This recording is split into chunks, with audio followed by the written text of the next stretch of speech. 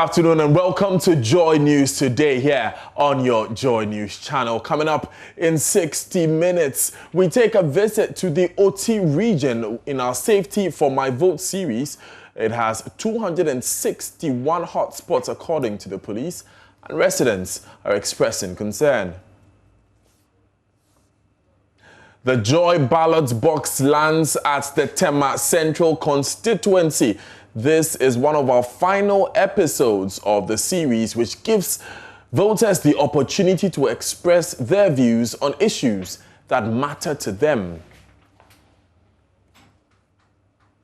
We also bring you the latest from the campaign trail as leading candidates in the upcoming election work hard to convince the voters to vote for them.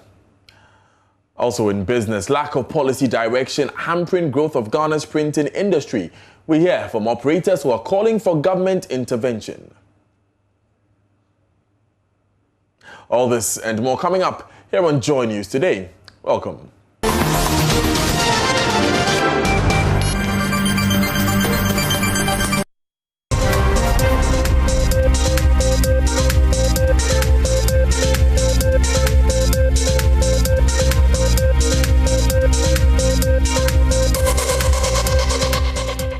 Now, it's been 10 days of highlighting security concerns of residents in hotspot communities. Today, we end our series Safety for My Vote in the OT region, where 261 flashpoints have been identified.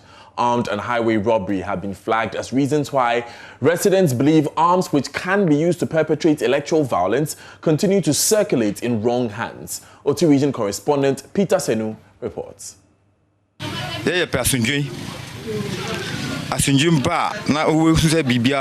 We need peace. All is well when there is peace. Soldiers. We need the security forces to be on the ground. Any misunderstanding without their presence would be bloody. Their presence would even restrain those who may want to foment trouble. The security should also act professionally when they come around.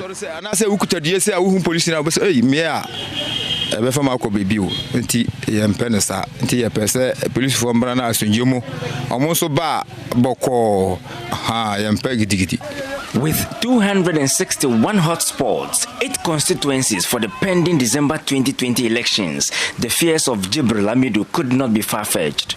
With party fanatics doing all it takes just to ensure that their political parties win elections, with some members acting in wanton disregard of the law, residents say they need maximum security presence on the ground come election day. Abbas expresses same fears.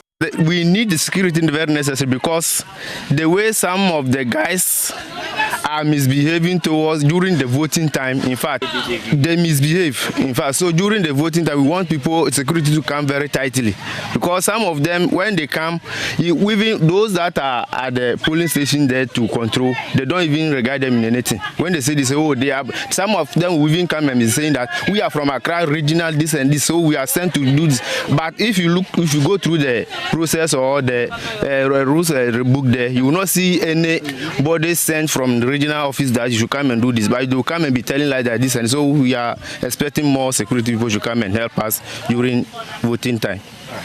For Tobias, he does not want any embarrassment and intimidation on the election day from those to be deployed into the border community of Menusu. We, as around the border here, we only beg them not embarrass anybody at all, which may bring confusion. If there should be confusion between other areas or Muslims or whatever it is, then it will become a problem to the community. So we only want to beg them that if the police will come or whatever person will come, they should come peacefully, understanding, not to come attack anybody, and that should be. We only want peace, not attack.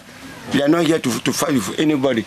His fears are, however, allayed by the district police commander for the KGB district, Michael Asiedu, who says there would not be any form of intimidation from his men. Ghana Police Service is at the forefront of these impending elections. But I can assure you, there will be peace before, during, and after. Nobody will be intimidated. Nobody will be allowed to put fear in anybody, and nobody will be disenfranchised. We will all get up on 7th, go, queue, and cast our votes. Peter Sen for Joy News.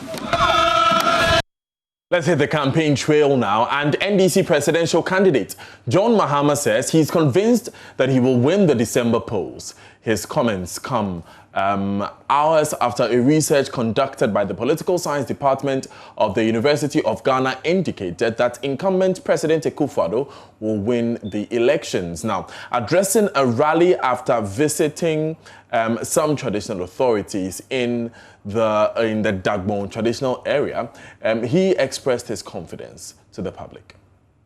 One of NDC presidential candidates, John Mahama's tour of the northern region.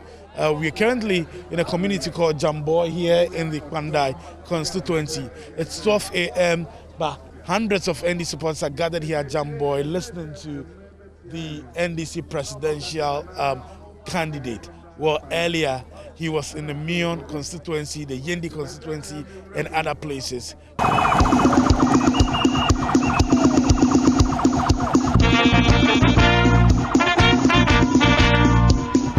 Hundreds of people welcomed the NDC presidential candidate to Yendi, with some of them riding horses, others on motorbikes.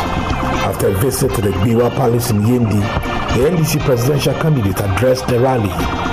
He says he's convinced the NDC will win the elections. NDC, I'm convinced, will win the election.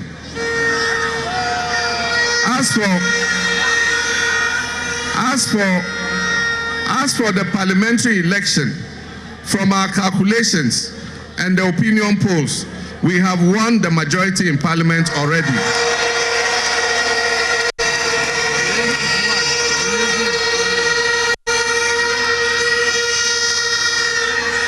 And by God's grace, Yendi constituency is going to be one of those seats NDC will win.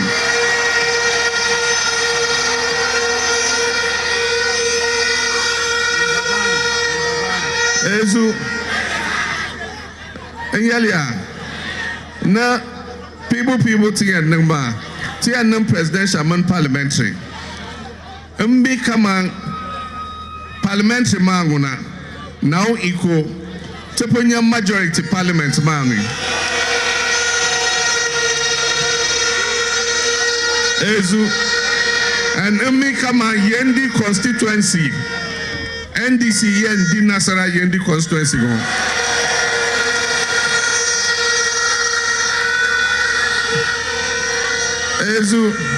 He has been assuring residents of Yendi the Eastern Corridor roads will be prioritized if NDC wins the elections.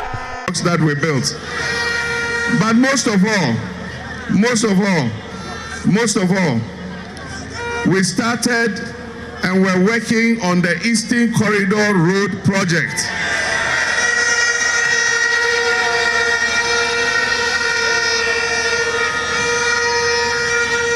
And that project gave a lot of employment to the young people in Yendi.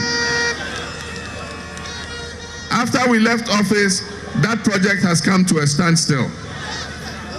I just came from Yanes Palace and I've assured him that NDC is coming with a program we call the Big Push. And under the Big Push, the Eastern Corridor is one of the priority projects under the Big Push. He says a future NDC government will make sure Ghanaians are safe. We know that it is when NDC is in power that we feel safe and secure. Anytime NDC leaves power, you have an upsurge in armed robbery. Today, you can't travel freely in this part of the country without the fear of falling into the hands of armed robbers.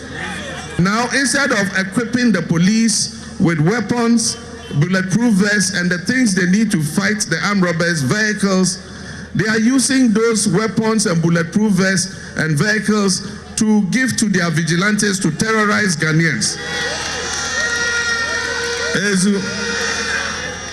When I become president, we're going to make Ghana safe again. You know the thing about MPP, they are always full of talk, but no action.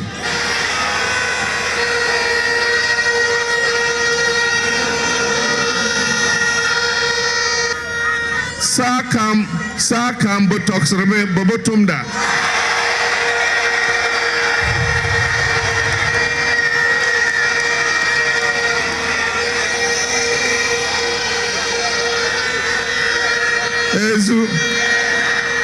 And NDC is full of action but no talk. Saka tutumda amatobo toxra.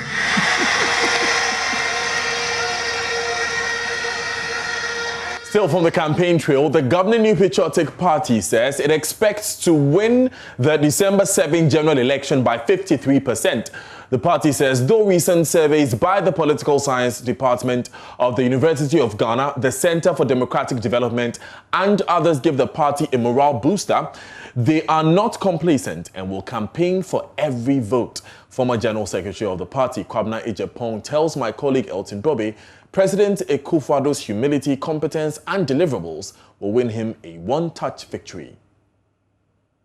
It's day 2 of the Central Regional Tour of President Akufo-Addo, and we are just about getting ready to hit the campaign road, where the president is expected to canvass vote for a second-term bid. But before we do that, we have somebody we are about to speak to ask him about how the campaign is going, what the MPP is doing about the recent survey put together by the University of Ghana Political Science Department, which put the MPP ahead of the MPP in the December 7th general election. Kwabena Ejapong is a former general secretary of the party, and he's been with President Akufo-Addo since the start of this campaign tour. We are going to find out from him what he's seen so far. Is he convinced the MPP will be retained in power? What is the party making of the survey by the Political Science Department of the University of Ghana? Are they complacent? Are they okay? These are some of the questions we're going to find out from him very soon. From this campaign especially, the volunteers, it's been taken over by the young ladies, the young guys.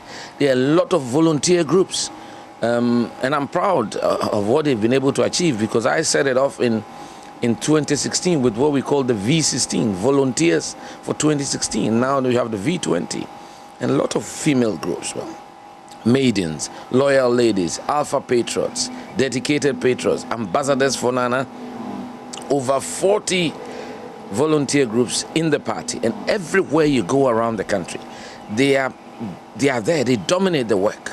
And when the youth begin to love your message and they drive the message, it's all because of the fantastic policies that the president has pursued, which it appears has touched the lives of Ghanaians.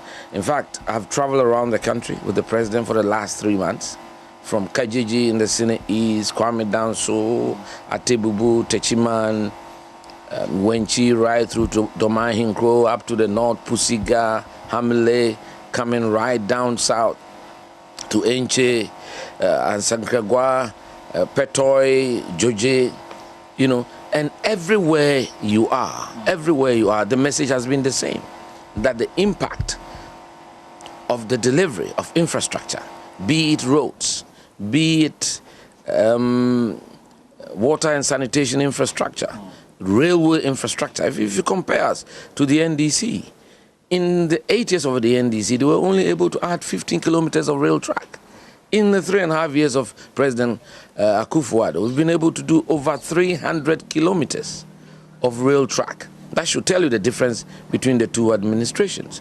And I think that spirit of volunteerism, that spirit of dedication, of sacrifice, prepared to work without any motivation, that is the spirit that is driving this campaign.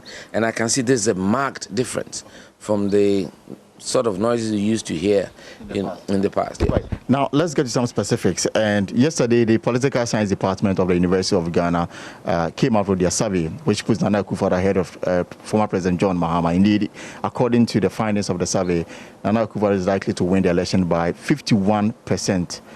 That should give you a moral booster. Of course, it should. But, we've had other surveys from the CDD, that put the president around, what was it, 56 and 70% approval ratings. You know, I've seen another survey from Ben Epson, which is close to 53%. And I know the NDC's internal surveys have put President Akufo-Addo at 54%. And they know they're losing this battle, but there's no room for complacency. So we are going to continue to work hard in the last week of the election to get out the vote, to drive out the passion. And you see, the people themselves have become the living testimonies of the impact of the interventions that the president has pursued in the last 4 years. So very clearly, I expect Ghanaians to give him an emphatic endorsement of his mandate on December 7th. And what percentage are you looking at? Well, I mean, I've been a politician for so long, you don't want to throw away figures. I'm just giving you a range of figures. We need 50 plus 1, but I think we'll do something around 53%. Now, the final edition of the Joy Ballot Box program kicks off in Tema tonight. Residents in the Tema Central constituency have in the last 2 days been voting on issues that will influence their choice of parliamentary and presidential candidates. Voting on these issues ended yesterday with the majority of them saying they will vote based on what policies they see in the education sector.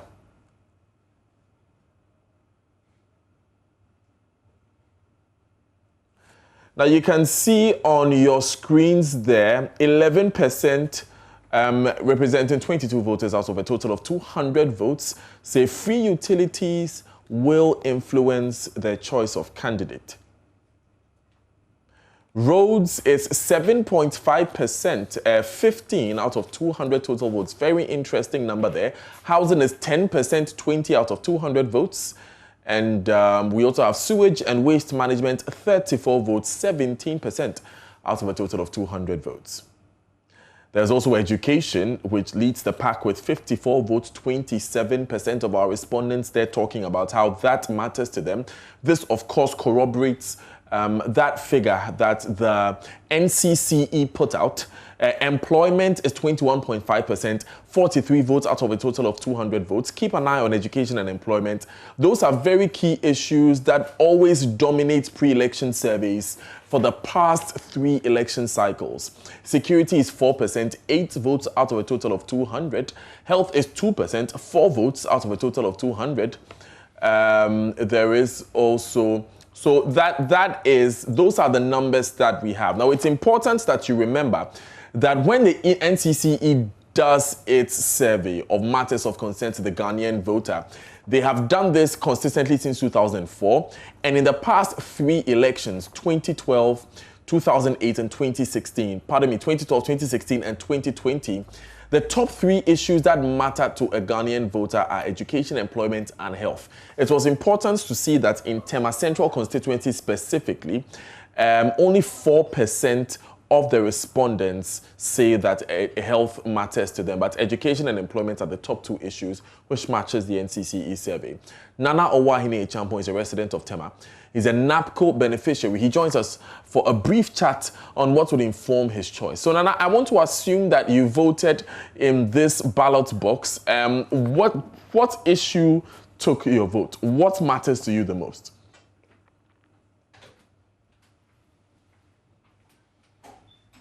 Nana, please unmute your microphone so we can hear you.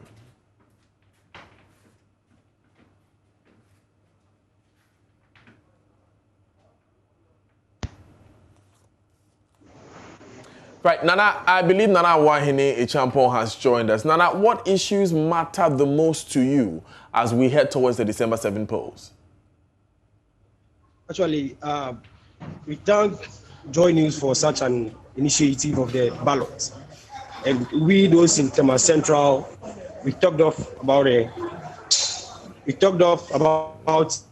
our employment, our education, our health, and everything. But when it comes to Tema Central, to be precise, a lot of youths don't have good employment, as I should put it, because it will be something partial, or the president is doing something for his own, because the president wants to be at home, just like that, the person is doing something. So unemployment issue rate is very high at Tema Central, as I can put it. Now, we have seen a number of policies being rolled out by government, and we understand you're a NAPCO beneficiary. What is the reaction of the people of Tema Central to the policies that have been listed? If you hear the government say they've created 2 million jobs and NAPCO is one of the avenues, what do you say to them? Has it not been NAPCO, or has it not been that initiative? A lot to be at home, like myself. So actually the NAPCO came in, and yes, we still have unemployed graduates. Those that during the registration of the NAPCO, they weren't around, or they were still in school that they couldn't register. They are still unemployed up to now. So we know that the NAPCO has done its parts for the graduates. But yes, we have unemployment rates, and I will use this opportunity to appeal to the government that the NAPCO pathways, the online registration, we're having it difficult, because I learned the government is having a pathway from the NAPCO to the permanent job seeking. Right. Yes. Right. The website that they've given us to register for the pathway since last week has never been working. So we're having it difficult to open it. And the only national identification that the site is requesting is the Ghana card. And you can attest with that the Ghana card, not all of us could got a Ghana card. Myself, I did my Ghana card 2019, but I couldn't receive the card. So now I've been going to the office, but yet still I don't have the card. So somebody like me, I cannot register for the pathway of the NAPCO. Nana Owahine Shampo, thank you very much for joining us this afternoon on Joy News today. We will be live from the Tema Central constituency tonight from 5 p.m. Winston Amwa will moderate, and we will be able to go into these issues in more detail. Now, we stay in Tema because security agencies have given their word that they have all done what it takes to continue protecting Ghana's peace. However, they say this cannot be done alone, as ensuring peace before, during, and after the elections is a shared responsibility.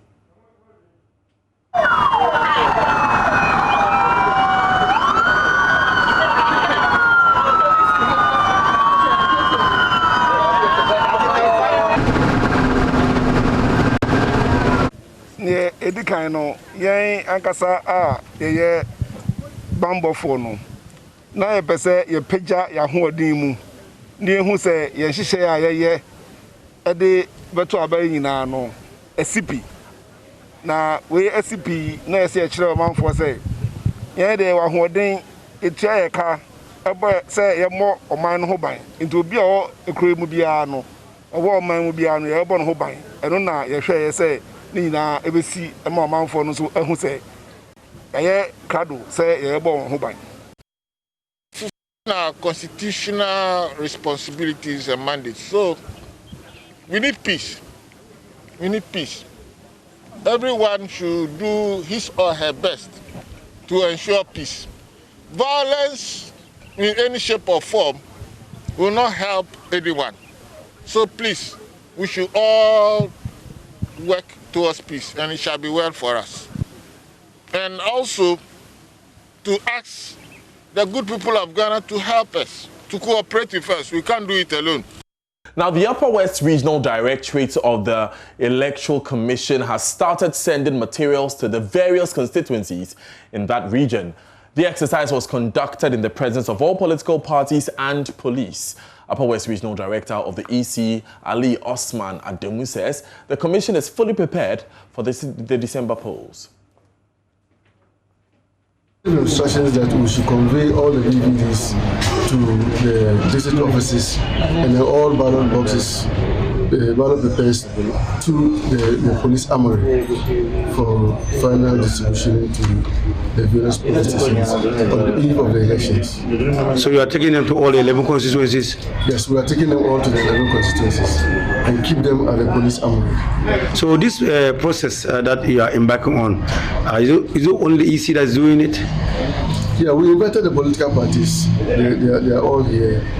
They witnessed it, when we started in the morning. And some of them have already left. And that's why we can't find some of them here. But those who are here, we have the representatives of the political parties also here. Do you have any challenge? Now, the Vice President, Dr. Mahamudu Bawumia, says The investments the Akufo-Addo government has made in its digitization efforts have put Ghana on the path to becoming one of the most digitized economies in Africa. He says the government fixed the economic mess left by the erstwhile Mahama administration and created 2 million jobs in the process, whilst digitizing the economy and cleaning up the banking sector, making a strong case for the re-election of the Akufo-Addo administration. In a presentation on Thursday at the University of Ghana, he said New Patriotic Party NPP deserves a second term in office. Revenue, because we made it electronic and everybody had to pay for services through the electronic means. Revenue at the Ministry of Tourism and Culture improved fourfold, just because you were dealing with the electronic payment system. A fourfold increase in revenue. I wonder where it used to go to before. Ladies and gentlemen, next year, by the grace of God, we will integrate the national ID card with passports, with the SNIT card, with the tax identification, with DVLA, with bank accounts, SIM cards, and so on. Currently, Ghana has only less than 3 million people registered for tax identification number. Next year, your national ID number will be your tax identification number, and that will be it. So when we do that, we will increase the people covered for tax in the tax next from less than 3 million to 15 million in just one foul swoop. And that is coming, that work is already taking place. We expect them to complete it before the end of this year so that we will launch it next year. Your social security number will also be your national ID number and so on. We are doing the integration across. We've already done for the National Health Insurance Card. I launched that a week or so ago when we did it. So your NIA number and your national health insurance number will become your NIA number. So there's so much that is going on, and it's just so exciting. We will also link the Ghana card with the births and deaths registry so that the national ID number will be issued to every child from birth, right from birth. Right from birth. Now, the National Road Safety Authority has established a link between the proliferation of motorbikes in Zongo communities with the high rate of motorbike accidents there. It is therefore seeking the help of selected imams to educate the youth and people of the Zongo communities to adhere to road traffic regulations. At a workshop with the imams, Engineer May Obri-Yabua said the initiative aims to get people to know about the consequences of not complying with road traffic regulations. Nicholas Ekoyamwa has more. January to October this year alone, 20,080 people were killed through road crashes. 800 of those people were riding motorbikes. This workshop is a strategy by the National Road Safety Authority to urge youth in Zongo communities through their most revered leaders to adhere to traffic regulations. Engineer May Obri-Yabua is Director General. We are also aware that within the Muslim community, they use a lot of motorcycles. And it's alarming the number of people who are dying through the motorcycle deaths, the statistics that we have. So far, from January to October, over 800 people have died through motorcycle accidents, as compared to the total number of who have died as a country, whether buses or cars. That is about 2,080. So it's more than a third of those who have died come from that road diesel group, that is the motorcycle group, and we think that is alarming, and we need their support because a good number of those who come from those communities or those who are Muslims, we know within that community also ride motorcycles. Aside from the Zongo communities, political party supporters are another group of motorbike lovers. Engineer May Obri-Yabua hopes to reach them through the political leaders. So my advice to all of us, including our politicians, is that during this period, they should talk to their followers. Wherever they are going for rallies, they are meeting them. They should, if they're motorcycles, they should ask them to put on their helmets and not to do those maneuverings that are so dangerous. They also should not bus people in pickups and trucks, but should get proper buses for them. And then to their followers who are also pedestrians, they should make sure that they put on colored clothes or white clothes that people in the dark drivers will see them. On behalf of the National Chief Imam, his personal assistant, Dr. Abubakar Muhammad Marzouk, said more of such interventions are necessary. His Eminence, the National Chief Imam, appeals to the Muslim youth, to the Ghanaian youth, to everybody in this country to respect the laws of traffic or traffic regulations in this country. But there's no way we can respect those laws or regulations if we do not understand them. So there is the need for education. He recommends that classroom education should be pursued. The pastors and the imams should also use their platforms to educate the masses, so that at the end of the day, we all understand what we are expected to do. The Road Safety Leadership Workshop brought together imams from the Greater Accra region and was done under the auspices of the Office of the National Chief Imam, who wants you to arrive alive as you drive or ride your motorbike. Nicholas Ekoyamo's report for Joy News. You're live on Joy News today. Coming up in business, lack of policy direction hampering growth of Ghana's printing industry. We hear from operators who are calling for government intervention.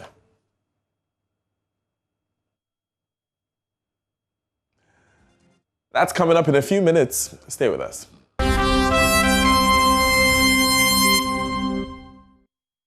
Hi, good afternoon. Welcome to Business. My name is Darryl Kwao.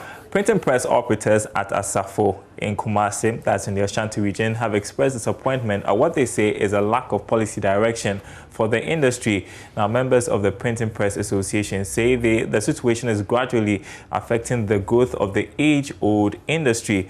Prince Apia reports now. Asafo is regarded as the hub of printing in the Ashanti region. In recent weeks, work has slowed down, resulting in layoff of workers. We are not doing anything. All our workers are laid off. I had more than 45. Now I have less than 15. And I'm finding it very difficult to even pay at the end of the month. Though the coronavirus has compounded the situation, the printers say government's poor policy is to blame. We have been doing this job for so many years, and if a new policy is coming in, those who have been in the system should have been consulted. But all what we saw was that the job has been given to individual to produce those things. They take it to abroad to go and print. When they print it, they bring the raw book. It's duty free. But when we buy a raw paper and print it over here, we have to pay tax. The printing industry in Ghana in recent times has seen a decline in growth due to high cost of printing materials. Printers normally do not make noise. But I think for the first time, printers at Asafo and indeed Kumasi are going to make noise. At a press conference on Tuesday, leadership called on government to review the centralized procurement of educational materials for government schools. Schools were permitted to procure supplementary textbooks in addition to the ones supplied to them by government. This created jobs for our members. However, since the introduction of free senior high school, the current system does not permit schools anymore. These are deprived our members of their jobs, making it difficult for them to provide for themselves and their families. The printers are not the only concerned group.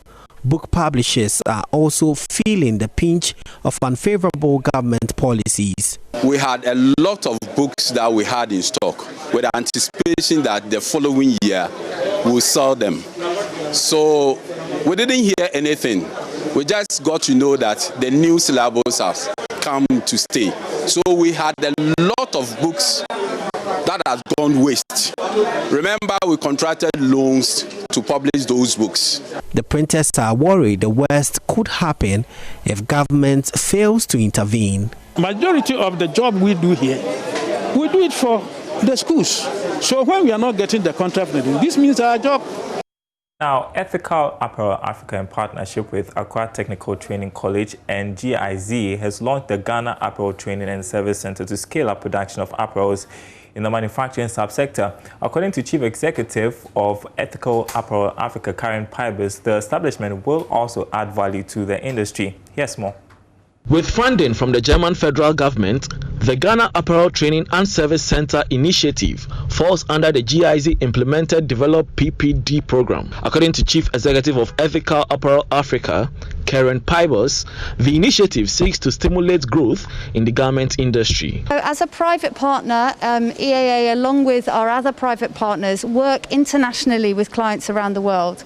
So by raising the skill level within the country, we can raise the profile of Ghana as a potential export country. There's already so many other things that make Ghana attractive.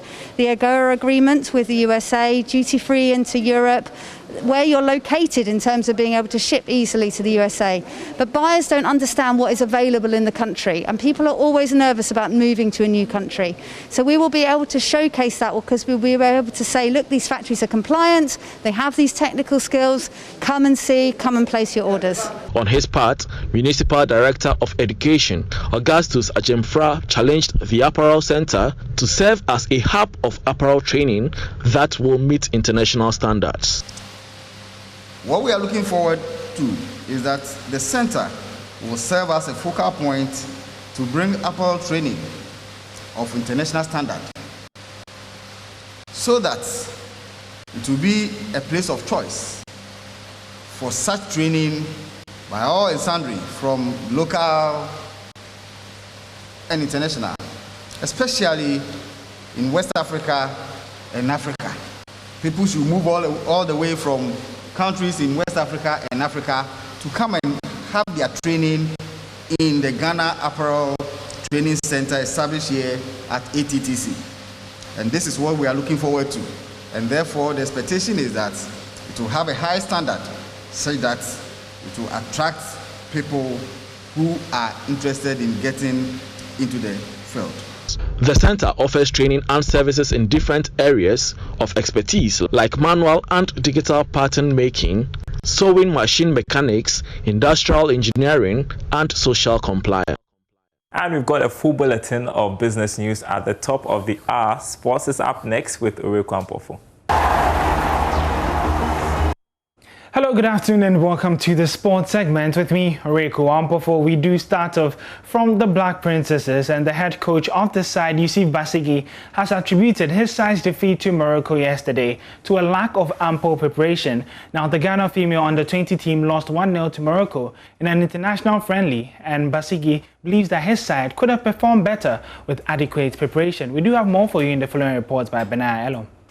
The Black Princesses broke camp in October following the decision of FIFA to call off the Under-20 Women's World Cup qualifiers. However, the Princesses resumed training 6 days ago for an international friendly against the Under-20 side of Morocco. Unfortunately, the match ended 1-0 in favor of the Moroccans. Head coach of the Black Princesses, Yusuf Basigi, was unhappy with the preparations prior to the match.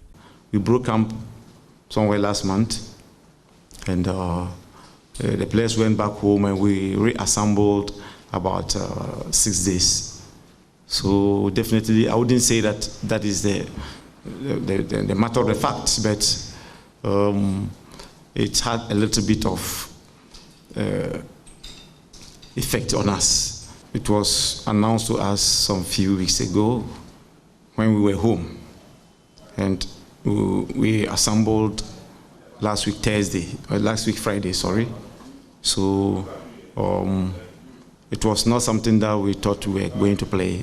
Acting skipper Abdullahi Mukarama apologized to Ghanaians for the loss. I don't have any excuse, but I'm very disappointed personally for the performance putting in the game today. It hasn't been a good game, but this isn't over. We still go on Monday, and I would say that we are very sorry to the Ghanaians for bringing up this bad performance, and we are all not happy about it, but it's not over. The Black Princesses will have a chance to appease Ghanaians when they take on Morocco in another friendly on Monday.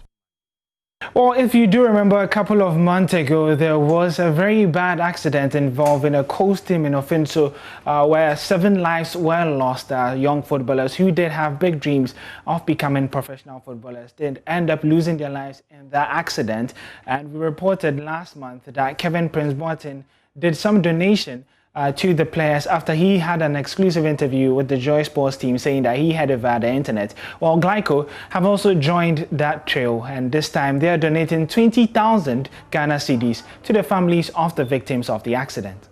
A few weeks ago, we heard of a very sad and unfortunate incident that happened. And when we heard it, because of the love and the togetherness that as a company we feel for sports in Ghana and for the football fraternity in particular, we thought that why don't we rise to the occasion once again and come and support the association. We found out that the juvenile team of a particular football team had an unfortunate road accident at Ofinso, and as a nation, we were quite sad to find out the circumstance that happened.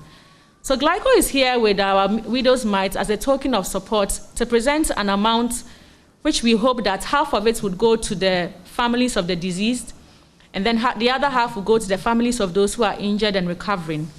After this event, we hope that the Ministry of Youth and Sports, as far as the Ghana Football Association, would also come together with us. And then we can sit down and find ways to which that we can caution our sportsmen. Because if we expect our sportsmen to be able to do the sports that they do, to raise the flags of Ghana high and to excel in what they do, then they need to know that they are covered, that they are protected.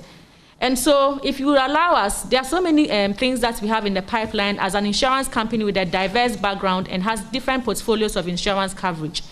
We think that we have to deem it as a necessity because of where we are going and how much we love football in Glyco, so that we can sit together and come with a scheme that will protect all sportsmen in Ghana. Well, that was Glyco donating 20,000 to the families of the victims of the Ofinso accident, which took the lives of 7 players of the African Vision Academy, all the way in Ofinso. But that's how I'll be wrapping up the sport here. My name is Oreku Ampofo.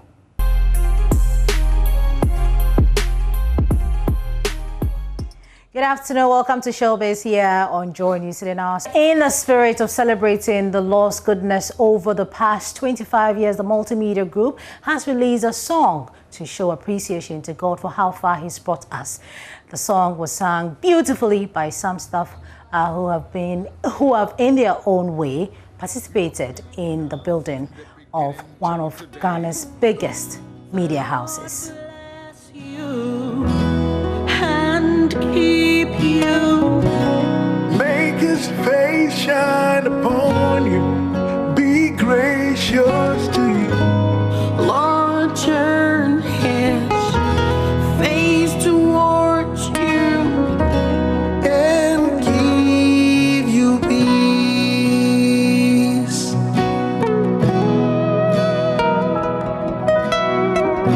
The Lord bless you,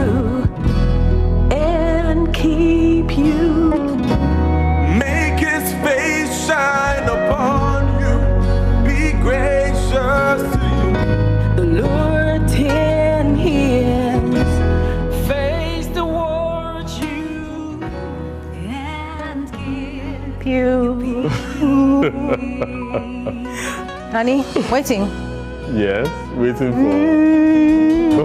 Sing along. Amen. Amen. Amen. Is that your voice? Okay, it's a good note to end today's Bulletin of Joy News today. Yes. Many thanks to you, especially if you've stuck with the brand at any point in the 25 years. We're celebrating with you and we appreciate every moment you spend with us. Have a good day.